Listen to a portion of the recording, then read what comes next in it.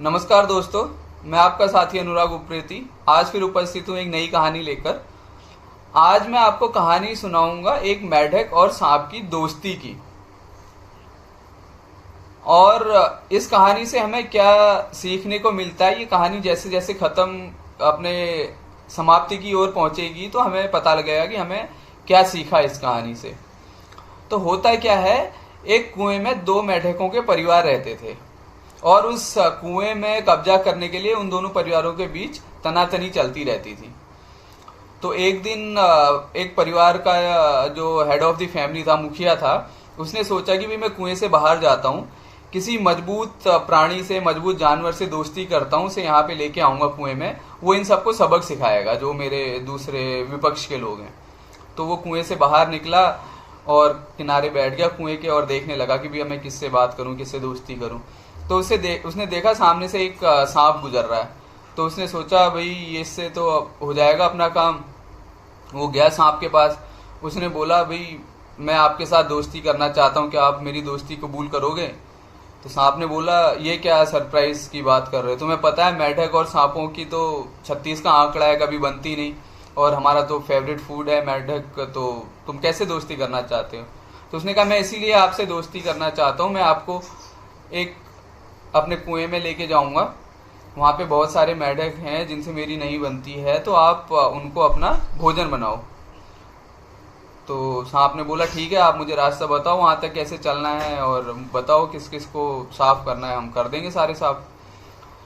तो मेढक उसको ले गया अपने कुएं पे और उसने उसको बता दिया कि भाई ये जो है दूसरी तरफ के हैं और इनको आपको खत्म करना है। सांप ने बोला ठीक है, हो जाएगा। और उसने धीरे धीरे हर दिन दो तीन मेढकों को खाते खाते दूसरी टीम पूरी साफ कर दी। अब उसको टेस्ट लग चुका था, तो अब उसने धीरे धीरे अपने जो उसको वहां पे लेके आया था मेढक, उसके परिवार के लोग और उसके दोस्तों को भी चट करना शुरू करा और उन्हें भी निपटा डाला। अब वो रह गया अकेला मेढक।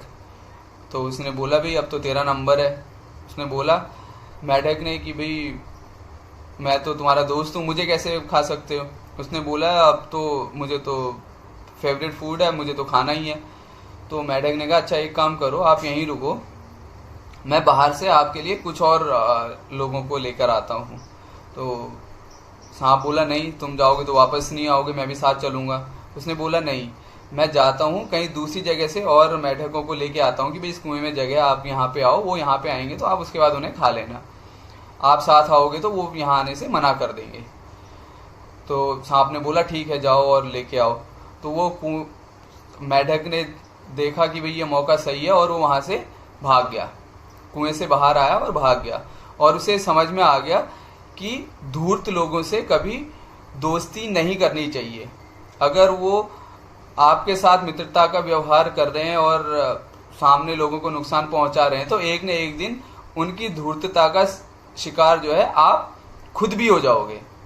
तो यही ये कहानी हमें सिखाती है कि भी धूर्त लोगों के साथ, धूर्त लोगों का व्यवहार जो है वो कभी बदलता नहीं है, उनके साथ मित्रता नहीं रखनी चाहिए। तो ये थी आज की कहानी। कल फिर मैं एक नई कहानी लेकर आऊंगा।